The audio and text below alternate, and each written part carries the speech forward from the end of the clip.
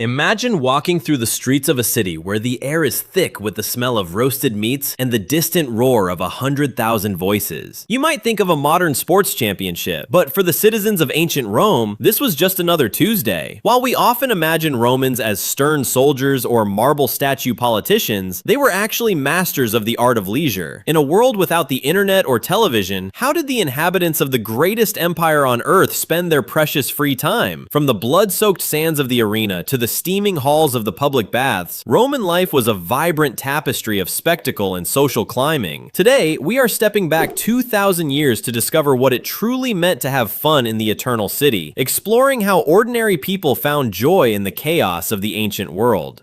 When we think of Roman entertainment, the Colosseum towers above all else. This massive stone amphitheater was the heart of the city's most violent and popular pastime, the gladiatorial games. For a Roman citizen, the games were a visceral display of power and discipline. Thousands gathered to watch highly trained warriors face off in combat, or to see exotic beasts from the furthest reaches of the empire brought into the arena for elaborate hunts. The atmosphere was electric, fueled by a collective mob mentality that could decide a man's fate with a simple gesture of the thumb. It was a place where the social order was reinforced and where the poorest plebeian could feel the thrill of the empire's dominance. The sand on the floor was there to soak up the blood of the fallen, ensuring the spectacle could continue without pause. These events were often free, funded by politicians looking to buy the favor of the public. If the Colosseum was the home of violence, the Circus Maximus was the home of pure speed. Chariot racing was arguably even more popular than the gladiatorial games, drawing crowds of up to 250,000 people. Imagine the thunderous sound of hooves and the rattling of light wooden chariots as they rounded the sharp turns of the track at breakneck speeds. This was the extreme sport of the ancient world, where crashes were frequent and often fatal, but the real drama happened in the stands. Fans were fiercely loyal to their teams, known as the factions: the Reds, the Whites, the Blues, and the Greens. These were not just sports teams, they were social and political identities. People would wear their colors with pride and place massive bets. For a Roman, a day at the races was a high-stakes adrenaline rush that modern sports fans would find surprisingly familiar. After the adrenaline of the arena, Romans went to the thermae, or the grand public baths, to unwind. These were not just places to get clean, they were the social hubs of the Roman world, the ancient equivalent of a community center. For a very small fee, any citizen could enter these architectural marvels. Inside, they would find a sequence of rooms: the frigidarium for cold plunges, the tepidarium for warm relaxation, and the caldarium for steaming heat. But the baths offered much more than water. There were gyms for wrestling, libraries for quiet study, and gardens for strolling. It was here that business deals were struck and the latest gossip was traded. Surrounded by stunning mosaics and soaring marble columns, the baths allowed even the humblest Roman to experience a level of luxury that would rival a modern five-star spa. It was a place where the rigid class structures of Rome slightly softened as everyone enjoyed the steam together. For those seeking cultural enrichment, the Roman theater offered a wide variety of performances.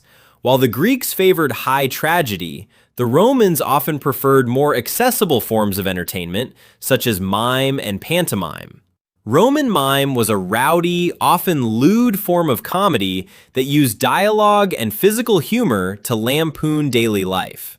Pantomime, on the other hand, was a more graceful art form, where a single masked dancer would portray multiple characters through movement and gesture, accompanied by an orchestra.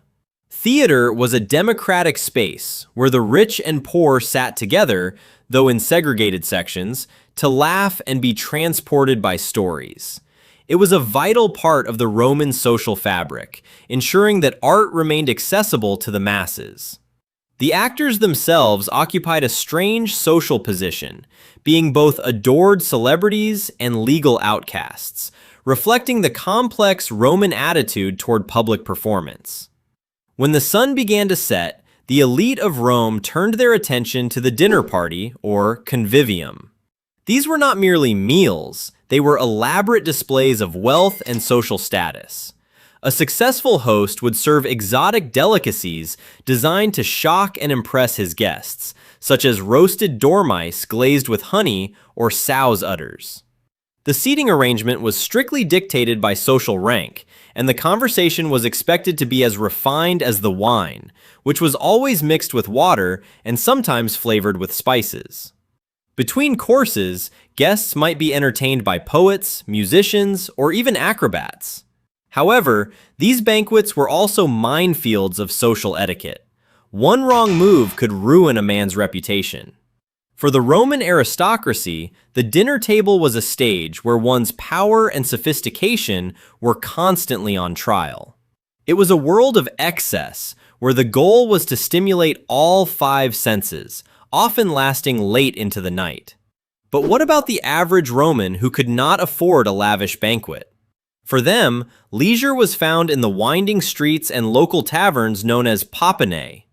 Here, the atmosphere was loud, smoky, and often a bit dangerous. Men would gather to drink cheap wine and engage in one of Rome's favorite illegal pastimes, gambling. Despite official bans, dice games were everywhere.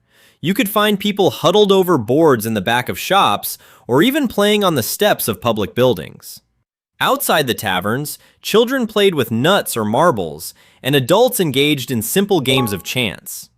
These everyday activities humanized the Romans, showing us that beyond the grand monuments, they were people who enjoyed the simple thrill of a game and the company of their neighbors. Life in the apartment blocks was cramped, so the street became the living room for the majority of the population. As we look back at the leisure habits of ancient Rome, it is striking how much of their world still exists in ours. Our modern stadiums are direct descendants of the Colosseum and the Circus Maximus. Our spas and wellness centers echo the luxury of the Roman baths. Even our love for celebrity culture and professional sports can be traced back to the gladiators and chariot racers who were the superstars of their era. The Romans understood that a society needs more than just work and war. It needs shared experiences and moments of relaxation. By exploring how they spent their free time, we gain a deeper understanding of their humanity. They were not just figures in a history book. They were people who lived for the roar of the crowd and the joy of a shared story.